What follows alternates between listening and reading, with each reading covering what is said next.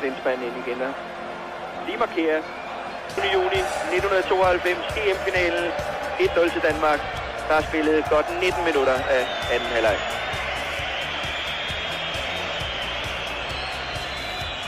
Så han kan ikke se noget, hvis han sidder ned. Det er hans egne ord.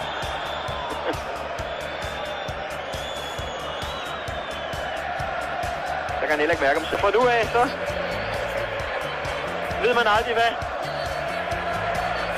der kan ske i et EM. Men det har virkelig givet dem problemer. Og den er hjemme, Flemming. Jeg tror det. Det kan ikke klippe nu. Er du pessimist? Jamen, jeg er ved at gøre noget inde i bukserne i øjeblikket.